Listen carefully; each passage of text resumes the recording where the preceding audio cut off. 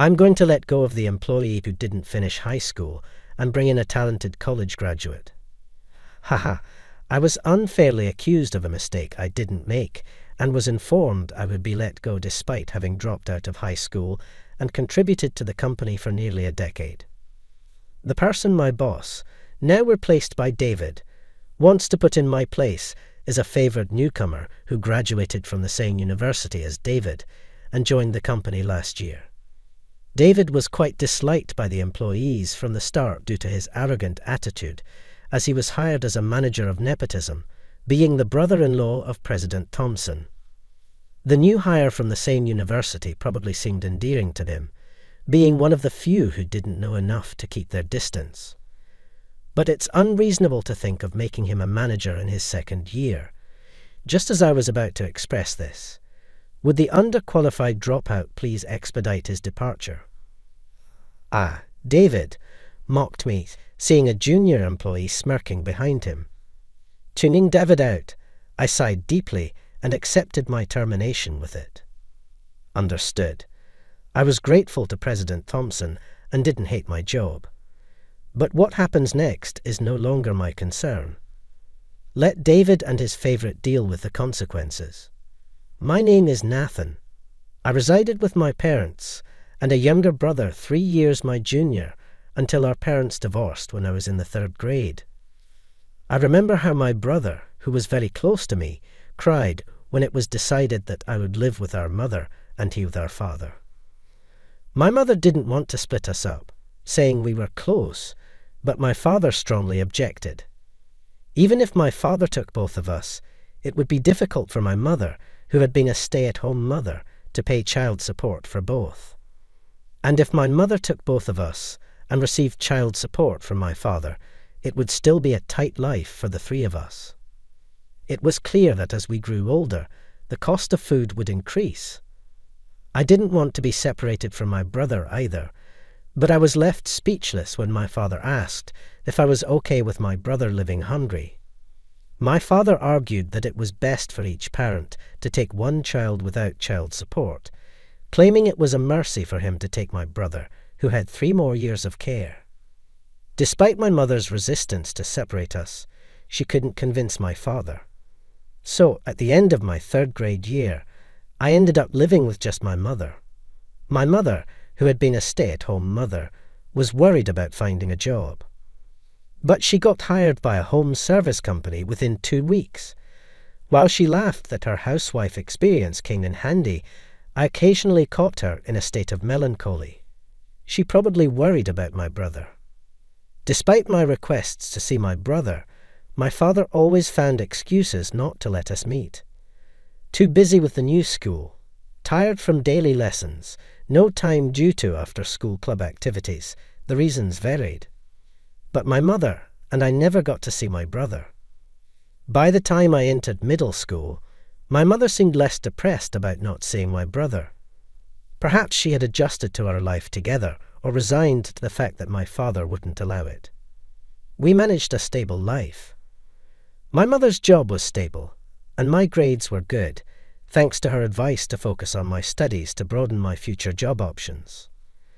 Life is mostly spent working, not studying. The choice of job can significantly affect one's life quality. Hence, it's wise to work hard in school to increase job options. That was my mother's belief.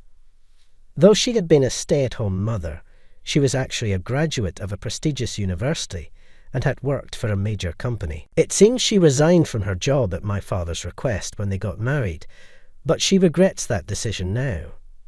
Being a significant corporation, they offered comprehensive benefits, and numerous parents opted for reduced working hours to accommodate childcare needs. She met my father while he worked at a branch of that company. Looking back, he probably wanted me to stay home because he didn't like me working at a bigger company than his. I agreed with her words. The father I was acquainted with consistently exhibited a sense of superiority. He looked down on my mother, just a stay-at-home mother. Whenever he was displeased, if my mom hadn't retired, there's no way anyone at the headquarters where she worked could have spoken to her like that. Hearing that story really drove home the importance of choosing the right workplace. If my father worked at the parent company and my mother at a branch, I'm sure he would have looked down on her, even though she was working too. Given how my father is, he probably behaves terribly towards anyone he considers beneath him, even outside of work. I decided I didn't want to be demeaned by people like my father in my career. Thinking about my future, I enrolled in a technical high school, strong and tidy. The high school I attended ranked around 30th nationwide, indicating it had a fair share of bright students. Perhaps because of that, there weren't a small number of female students, and I even got a girlfriend for the first time in high school. I thought I was having a smooth sailing high school life, but then just after I advanced to my sophomore year, my mother suffered a heart attack. That day was so cold that it snowed, even though it was April. I contacted my father for the first time in years. I wanted to ask for financial support. I didn't expect my father, who hadn't even sent me a word for birthdays or congratulated me on my entrance or graduation, to help, but he's still my father after all. We agreed on no child support, didn't we? You'll have to manage on your own. Though it was a faint hope, my father flatly refused me. I quickly started a part-time job. It was at a diner run by an elderly couple nearby. Knowing my situation, the elderly couple took quite a liking to me. The meals they provided were lavish, and they were generous with my wages too. Thanks to them, I was able to continue living as before, but one day they said, "We've decided to close the diner." Sorry. They decided to close due to physical limitations. I later heard from a regular customer that the business was barely making it, despite that. They provided lavish meals for me and were generous with my pay, which made me feel guilty. The next part-time job I decided on was at a convenience store. But due to a staff shortage, I ended up working long hours from 4 p.m. to 10 p.m. after school, and from early morning at 5 a.m. to 7 a.m. right before going to school. I ended up spending 9 hours a day on part-time work, regardless of weekdays or weekends. I was supposed to work only 5 hours from 5 p.m. to 10 p.m., but I agreed to help out for a while because they were short-staffed. However, this became the norm, and there was no improvement even after more than 2 months. With almost no free time left, I was dumped by my girlfriend and began to neglect my studies. After a while, I ran into the elderly couple who owned the diner where I first worked. They happened to come to the convenience store with their grandchild. The elderly couple was surprised to see me. I had lost a lot of weight. Concerned for me, the elderly couple invited me to come to the diner on my days off.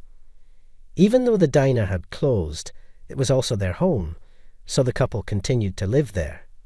When I visited them as promised after school on a weekday off from my part-time job, the couple prepared a lavish meal, just like they used to when I worked for them. And then I was informed that I was being made to work illegally. 15 to 18-year-olds can only work 8 hours a day, up to 40 hours a week, according to the law. I was working 9 hours a day without breaks and 54 hours a week with a 6-day work schedule. You'll ruin your health working like that. The couple was worried. But I told them I was thinking of dropping out of school. Since starting the convenience store part-time job, I couldn't keep up with my studies, and being in the same class as my ex-girlfriend was tough. In hindsight, I should have quit the convenience store job and looked for another one, but at the time, I wasn't capable of rational thought. I was preoccupied with thoughts of dropping out. The elderly couple apologized, thinking the closure of their diner was to blame, but they weren't at fault, not at all. Your kindness was a great help to me. I'm truly grateful. I expressed my gratitude. When I did, the elderly couple offered to introduce me to a company run by their son. If you're going to work after leaving school, it might be better to be a full-time employee rather than a part-timer, they suggested. With that, They introduced me to the father of the grandchild they had brought to the convenience store the other day. This company was a metalworking firm taken over by the elderly couple's son from his uncle to become the president. My studies in school were primarily on my mind, so I knew nothing about metalworking. However, they were willing to hire me as long as I was motivated. I ended up dropping out of high school to work there as a full-time employee, but it was quite challenging since everything was new to me. Whenever it got tough, I would talk to Alex, a former high school classmate. I decided to pretend to be a stranger. While it was a bit lonely not being able to talk as brothers, I thought there was no need to disturb his peace if he had indeed forgotten. Michael, a graduate of the same university as David, was particularly favoured by him. He was often invited out for drinks and seemed to be trusted with significant projects.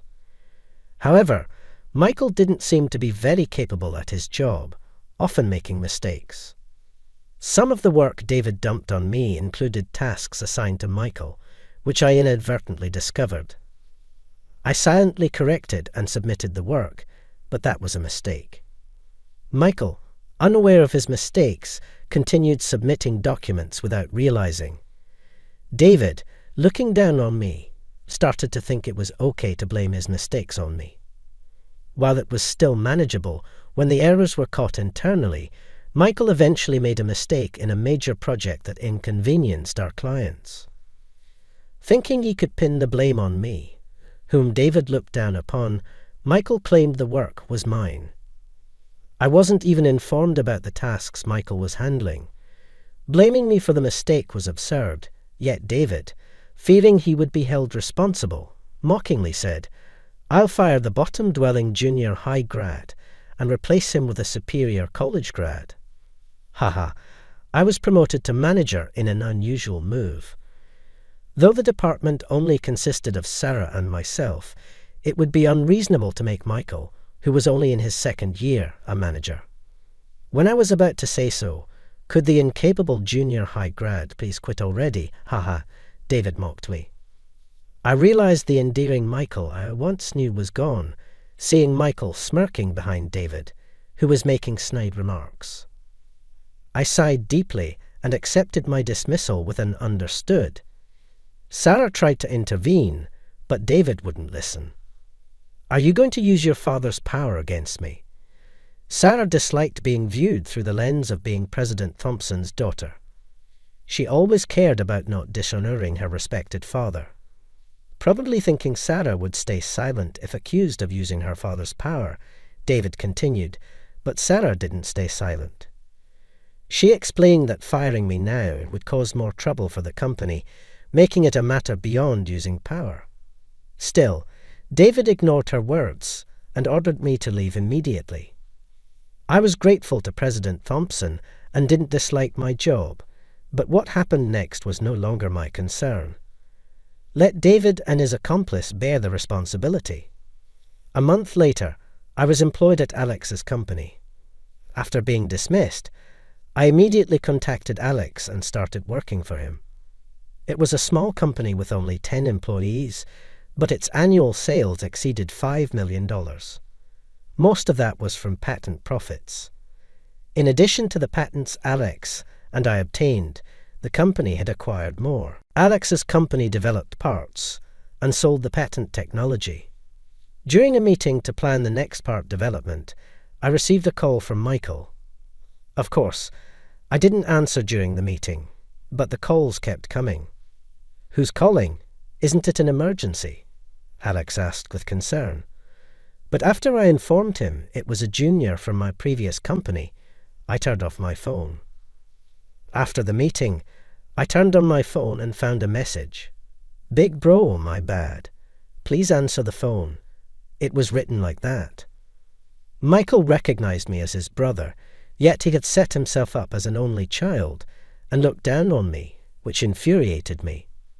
The reason Michael, who was once so honest and kind, had come to look down on others could only be attributed to our father's upbringing after divorcing our mother and taking Michael with him. It seems my father quickly remarried another woman. Essentially, he had been having an affair.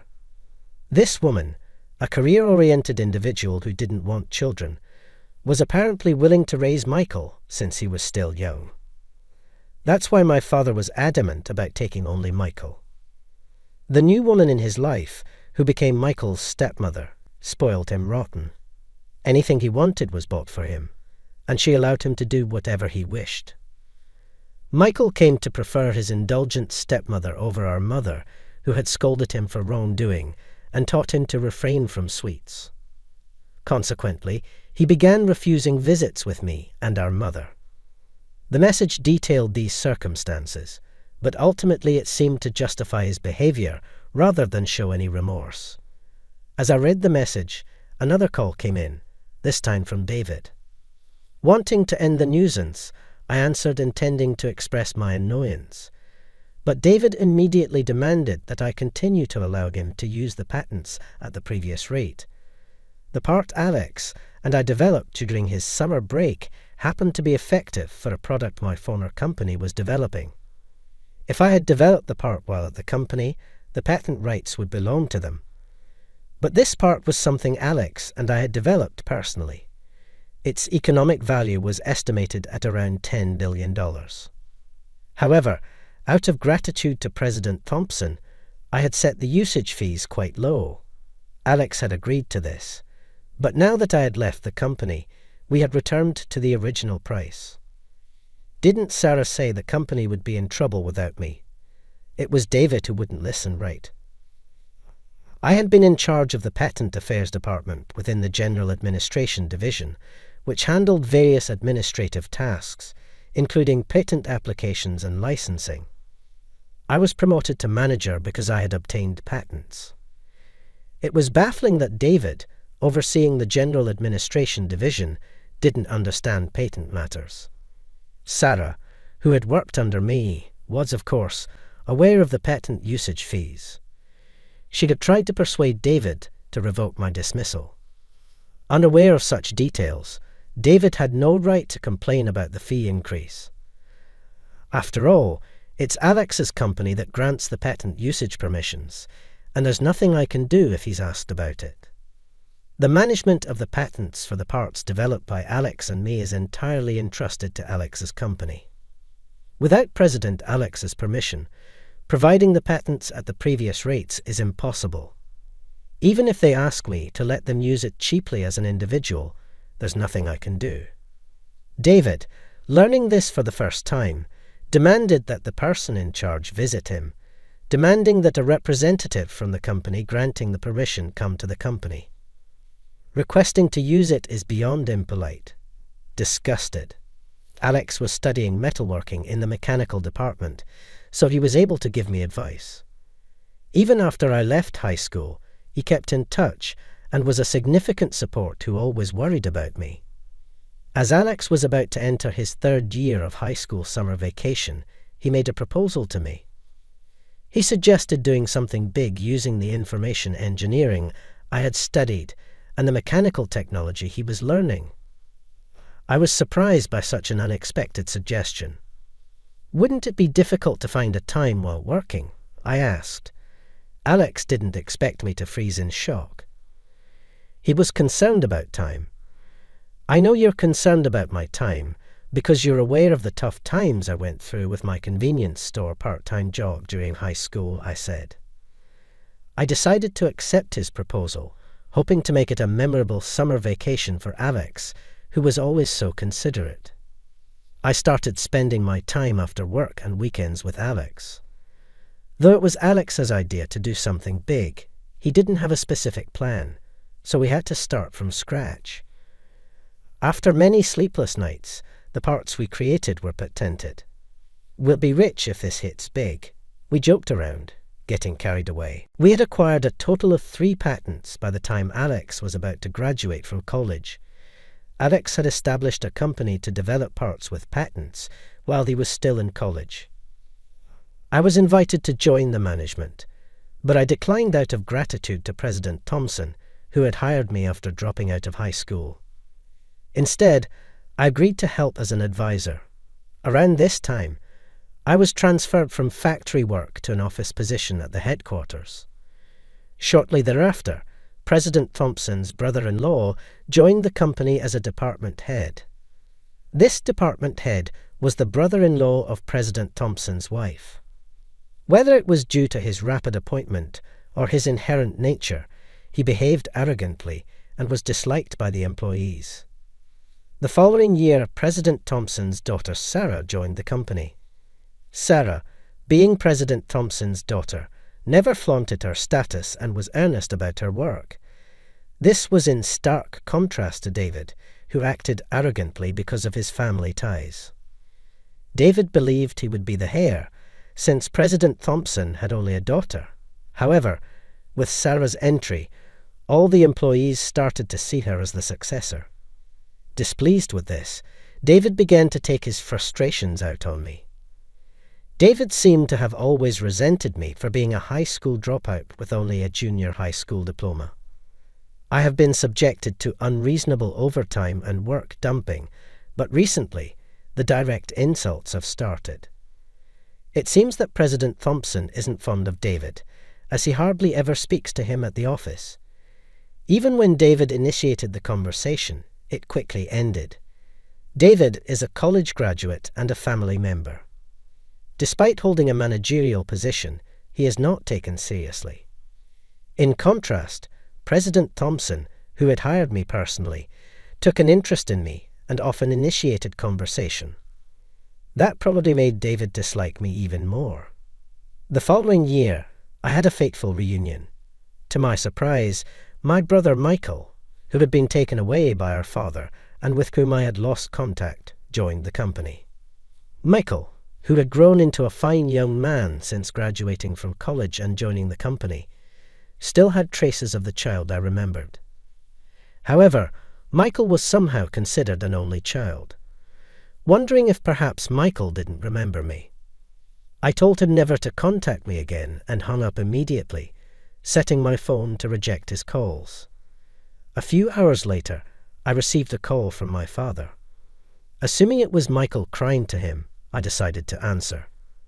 As expected, he wanted me to reconsider the patent fees for Michael's sake. The condition was that I had to be working there. "You'll have to figure it out on your own," I retorted, echoing the words my father had said when my mother fell.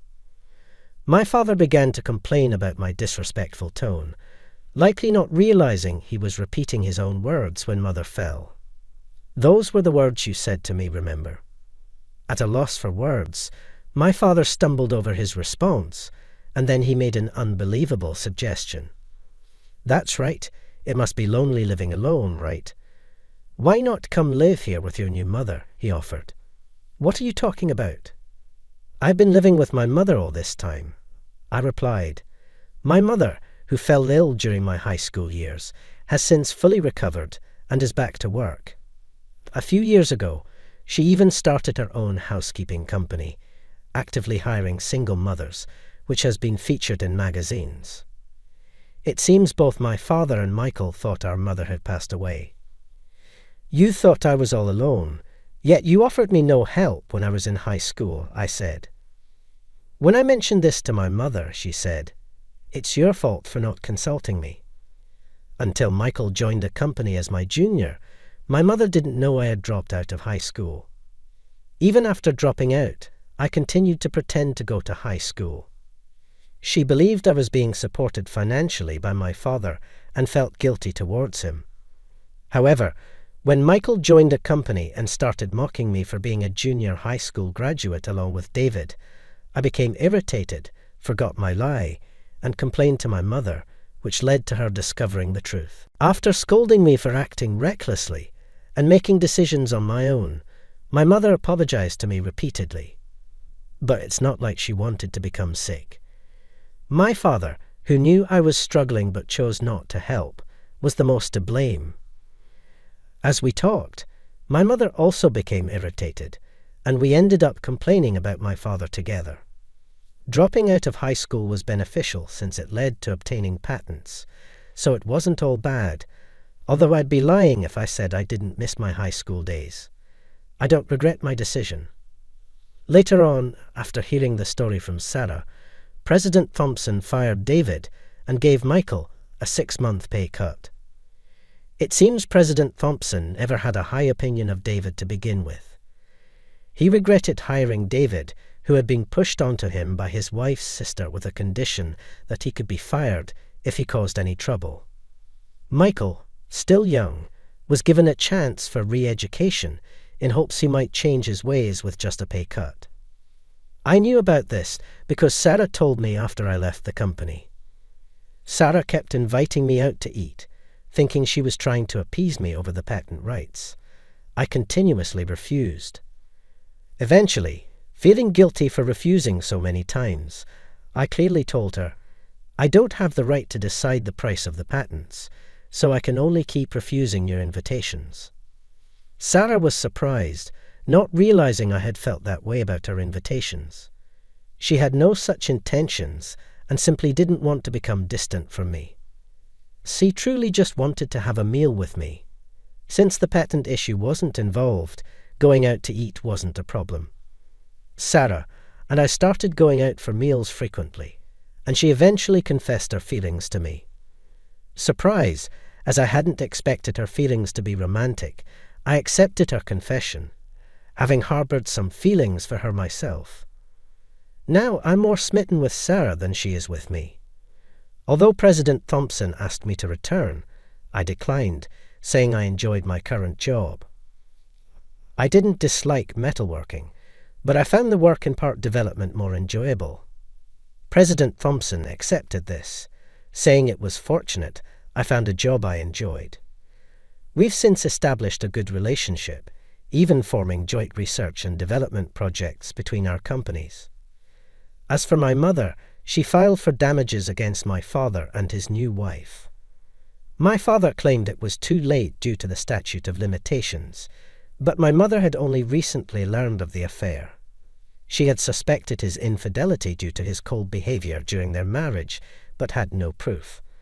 However, it was only last month that Michael's message turned my suspicions into certainty. My mother is determined to thoroughly punish my father for not offering a helping hand when I was struggling. The court ruled in her favor, and my father and his new wife were ordered to pay her damages. They blamed Michael for leaking the information and kicked him out of the house. After being demoted and kicked out, Michael seems to be living a difficult life. It's unclear if that was the reason, but I heard that he was fired for getting involved with a married woman who was giving him money. If I, a high school student at the time, could support my mother and myself, then Michael, a college graduate, an adult, should be able to manage with some effort. Perhaps a bit of hardship would serve as good medicine for Michael, who had come to look down on others. Furthermore, it seems the lawsuit for damages has led to divorce issues between my father and his new wife. The new wife blamed my father for bringing Michael into the family, and my father blamed the new wife for insisting on it, leading to an unresolved situation. Additionally, my father was seemingly forced to resign from his company, not because the affair was discovered, but because my father's company was also using the patent technology Alex and I developed, and Alex decided not to renew the usage rights. Knowing how hard I struggled during high school, Alex was even angrier with my father than I was. Alex's anger might also stem from being raised by his grandparents. Alex lived with his single mother until middle school, but was sent to live with his grandparents when he entered high school because his mother's new husband refused to take him in. Since then, his mother left everything to the grandparents and lost contact, not even providing child support. Fortunately, Alex's grandparents were reasonably well off, allowing him to graduate from college. But he felt guilty for the trouble he caused them, hoping to repay them by making money through development. Alex proposed we undertake a significant project. When I heard this, I understood why he had been so eager to do something big yet had no specific plan in mind. Alex despises those who fail to fulfill their parental responsibilities. He gets irritated even hearing news stories about children being victimized. So it's no wonder he's even more upset about someone close to him. We developed it with the hope that it would be used for the good of others, and I don't want it used by someone who won't even help his own son, Alex declared, refusing to renew the contract as long as my father was involved with the company. This led to my father being pushed to resign. Initially, my father refused to resign over a past affair, but the cold treatment from those around him became unbearable, and he left. People had perceived my father as a loving husband and doting father, but once they learned the reason for the non-renewal of the patent rights, they felt deceived by him. It seems my father had been introducing his new wife while still married to my mother. Everyone was surprised to suddenly learn he had a son entering elementary school, but assumed the boy had simply never come up in conversation. Discovering that the woman he introduced as his wife was actually his affair partner, and despite seeming to adore his son, he hadn't helped me, his eldest, must have felt like a betrayal. My father lashed out, saying, "You're the ones who assumed everything was ideal." Well, I can understand my father's feelings to some extent. Adultery is generally unacceptable, and providing for one's children is a basic responsibility. Facing cold stares was a consequence of his own actions. After resigning, my father once stormed into Alex's company, complaining that it was unfair to terminate the contract over personal issues. Indeed, personal feelings were involved, but legally there was no issue since the rights were still acknowledged, just not renewed. Alex refuted my father's arguments, and he left dejectedly. Later, President Miller of the company my father worked for came to plead for the continuation of the patent rights contract. "We'll accept the renewal if you're willing to pay a higher price." The original contract was made when the technology was new and its demand uncertain, so the usage fee was quite low. President Miller reluctantly agreed, likely because they desperately needed the patented technology. After President Miller left, Alex joked, "Is this what they call poetic justice? Promoting good and reducing evil?" Alex, striving to repay his grandparents, became the president of a successful company with an annual revenue of over $5 million and continues to live happily with them. My mother, who fought her illness while living honorably, started her own company and achieved success. Though we faced hardships, enduring adversities has led us to fulfilling lives doing what we love. Yet my father, who selfishly abandoned my mother and me, ended up unemployed and burdened with alimony payments. His new wife, also facing alimony payments, is entangled in a messy divorce with her now jobless husband Michael. Perhaps influenced by being taken by my father, Michael suffered due to his arrogance and condescending attitude towards others. Both David and Michael lost their jobs in the end. Those who demean others seem unable to find happiness. Perhaps this really is a case of poetic justice, as Alex said.